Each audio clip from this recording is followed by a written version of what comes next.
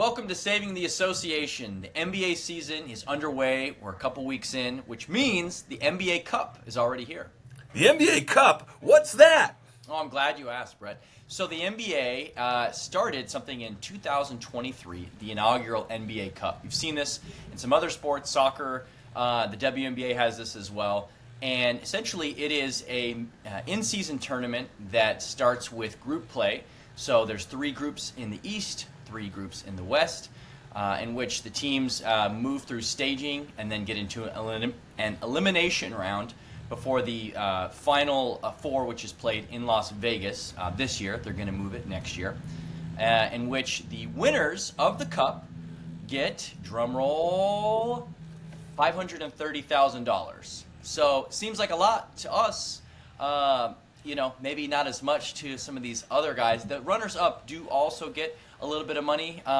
In the end there around $205,000. But Brett, I have a feeling that $530,000 isn't going to move the needle to incentivize these guys to care about an in-season tournament. Yeah, I kind of agree. Maybe for the end of the bench guys, and then maybe if there's some pride by some of the top-tier talent to help their bench guys get more money. But when you're making millions upon millions upon millions upon millions of dollars, I don't know, it just doesn't seem like a huge motivation. I think it's a starting point, but I think the bigger question is, one of the critiques of the NBA is that it's not worth watching till the playoffs. And how do you keep the average fan engaged in caring about this in-season tournament? I think that's maybe the bigger question to try to answer in the future. Yeah, and again, I told you this the other day on the phone. I forget that this is something the NBA does each year until it happens. Granted, it's only in its 3rd year, but still, this is something that's newer. The league's obviously trying to figure some things out. They're trying to make it worthwhile to the players because the product's got to be good. But again, if they're not bought in and the fans already struggle a little bit, let's be honest, that's why we have this podcast, in the regular season with watching some of these games, what are some other ideas you have in terms of increasing incentives for both the players and the fan experience? Yeah, I've actually put a lot of thought into this, Tanner. I think you can either, there's got to be some sort of compensation that either leads towards playoffs or towards draft compensation. So I think it would be kind of a really cool idea if the winner of the NBA Cup that night had to choose between either getting an automatic playoff berth, a top 4 seed for their conference, or getting an extra first-round pick in the draft that upcoming draft. And I wouldn't want to make it so that the best team gets like the first pick in the draft, but what you do in essence is you'd create just an extra draft spot, so there's 31 picks rather than 30, and you give them that 15th lottery odd, so that they're the last chances of the lottery to get that first pick. And so then you've got this dilemma: if your team wins, do we get that guaranteed seeding and kind of be able to coast through the season a little bit, or do we take that draft pick and invest in our future? I just think it'd create a little bit more fan buy-in. I know for myself, as a Chicago Bulls fan, as has been said many times on this podcast, it would be a dilemma because I want my Bulls to be in the playoffs, and if I could guarantee home court advantage for the first round, that would be pretty sick. But at the same time, if we had another opportunity and we were really good to maybe get an extra first rounder, that could be invaluable as well. So I just think it would give fans more buy-in with their franchise and the drama that it would create with a GM and a coach and an owner having to talk through what decision they want to make and then getting on the mic that night of the championship and deciding what they want to get with it. I don't know, because I think that the money's great for players, and they do a couple things. They have different jerseys and different courts for like a visual spectacle, but sure, I just have no reason as a fan, and I love the NBA, to really care about the NBA Cup. It feels like something that was forced on me. Right. I totally agree. I feel like when I've watched my team, the Jazz, win or lose an NBA Cup game, I'm like, whatever. Especially if we lose. I'm like, all right, well, we're out of that now. I guess if we win, I hang on to a little bit of it'd be cool to see them in Las Vegas or potentially go down. And I hope the NBA, they're going to potentially move the site for the finals. I don't know where, but that'll be interesting just to see. I think the home teams are going to host the semis and then a neutral site for the championship, which is really cool. But like you said, if the organization has to make a decision that night, these are things that they're going to consider, as they go into the process, so that they're not just a knee-jerk reaction, and then they have to defend that decision, right? There's fans who are going to say, "We took a draft pick? Like, dude, we never make the playoffs. Let's get to the playoffs," or vice versa. I'm curious, Brett, maybe to play devil's advocate a little bit here. How do you feel like the players would have buy-in, not knowing the decision of the GM? Because if I'm a player and you end up taking another player in the draft, I'm here to get mine and to get paid and to win now. I may not be on this team next year. But if I get into the playoffs, I love that for me. I love being in the playoffs, and I love the success and the accolades that I can draw up next to my name. How do players get bought in not knowing what the team's going to do with that win? Well, I think that's where more of the drama comes. That's what makes it entertaining. Is you're going to get questions. Hey, LeBron, what are you thinking should happen if you guys win? And so you're going to get these conflicting potential reports. I think from a league standpoint, it's going to be really fun to watch. But I think from a player standpoint, I think either way, I do think it gives you buy-in to your team, because if you win, if you do your best to win the in-season tournament, and you're playing at a higher level, trying to get there, you are helping your regular season record, A, and then B, if you win it all, you could make the playoffs. But the fact of the matter is if you choose the pick, you're still making your team better in the future. You're giving your team potential greater leverage in trades. So it's like one way or another, the players still benefit, because you're either going to add depth to your team through trading that pick or drafting a great player potentially, or this year you're going to see the fruit of that in some playoff berth. So I don't think it's going to make that if they were to do something like that, it would impact the players being less or more motivated, because I think either way the team's going to get better.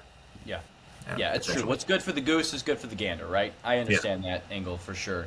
I think one of the things that could help with this as well is, the storylines and the drama, which you had mentioned earlier. They're strong throughout the NBA. In particular, the offseason is really strong. Trade deadline and then playoffs with some lulls in between, unless there's gambling scandals, injuries, which there always seems to be something going on. I do think that the Cup and its significance and influence on future draft, on playoff contention, does create more of a conversation year-round. It's not something that it came and went, totally forgot about the Cup. But again, towards, let's even say like the NBA trade deadline. If you're close to making the playoffs, but you have a guaranteed spot, you might make moves a little differently. Or you don't have a guaranteed spot, and you want to say, we really need to get there, or maybe we're going to kind of pack it in this year because we have a good pick. I kind of feel like this could influence a lot of the rest of the season. How do you feel about that? Yeah, I 100% agree. I think that if a team were to get a guaranteed playoff spot from winning that in-season tournament, now all of a sudden your team's a little bit on the outside looking in, that thought they had maybe that 7 or 6 spot, like, oh no, I've got to perform, I've got to do well. And some of those, even those good teams, like let's say, in the West, for example, let's just throw some teams out there. Let's say that Spurs keep going well. Let's say Golden State does well. Let's say that Rockets and the Thunder. All right, so is that 4 teams right there? Right? So let's say those are the top 4 teams going towards the end of the season. But let's just say that Minnesota won the in-season tournament. One of those 4 teams doesn't get home court advantage anymore. Yeah. And that matters against these different matchups. And so that's what's kind of fun about it, is you're going to have one of those top 4 like stud teams potentially lose their positioning, and it's going to also just bump those other teams back one more, and it messes with all the matchups. Because the team you're maybe pumped to play against as that 1-8, now you're playing in essence against a 7 versus an 8. So I just think it makes all of them a little bit more interesting. So yeah. So NBA, if you're listening, really take into account. We know they are. They are. Yeah. Yeah. I like the trickle down of, maybe someone who was a 9 or 10 seed is on the outs, and there's some hurt feelings. I think hurt feelings in sports is good for the future. It's a positive thing, because ultimately, you have to win, right? And this is another opportunity to stay competitive. The whole point of the tournament is competitive basketball for 82 games. and teams trying and essentially just showing effort the whole time. What I think would be a really cool scenario is to see a team who has some pieces. I think the Kings are a great example of this. They've got a lot of names you recognize. They've got a lot of, on one night, these guys could go crazy type potential. If they could go on a little run, we're only talking about a handful of games in total, a few games and then the elimination tournament as well, based on the record in stage play. If a team like that could put together a string of the right wins at the right time and then be guaranteed a playoff spot despite maybe like a 32-50 record, that's cool. I think that's really cool, and I think people getting upset that they got in is actually a good thing, because then we're talking about it, and we're making conversation around like, well, hey, wait a second, like it's always been this way, and so if things don't change, then they can't stay the same, and so I think that's where the NBA is evolving, and they just need to lean in a little bit to making it a little juicier and a little bit more impactful and influential, as we've been talking about. Well, I think, too, the fun thing about the league right now, if we're not going to expand, that the league is incredibly deep. Yes. And on any given night, if you don't show up, like even the Blazers, I think they're not doing terrible. No. And to me, they were a bottom feeder on paper. And anybody can beat anybody on a given night because there's enough talent in the league just like spread out throughout all the different teams. Yeah. And it would be really intriguing. What if they actually went away with the play-in tournament? Oh, okay. And in essence, what the in-season tournament was the wild card spot for the playoffs. I don't know, but I think you can still do both. But I do love the idea of that. Sacramento King, New Orleans Pelican, Chicago Bull. Those tier of teams, Charlotte Hornets, maybe. Just going on a run in the middle of the season, and all of a sudden they're a playoff spot, and that just kind of shakes everything up. Yeah. That's a fun idea for me. Yeah. And it would create reasons to pay attention and talk about the rest of the year. Well, I think what it does is it gives you a little bit of what we love about March Madness and the Cinderella stories and the underdogs and the upsets. But again, introducing it much earlier in the year and then having it revisit when it comes playoff time. Adam Silver, please consider some changes. A few $100,000 to guys making $50 million plus is really not going to move the meter. And the ones who could really use the money are typically not playing the bulk of these games. Now, serious question. If your team wins the in-season tournament, would you rock a NBA Cup champion shirt? How do you feel about a banner in Chicago showing NBA Cup champions? I still feel like it's kind of like the accolade of it is a little lame to me. Like, Sure.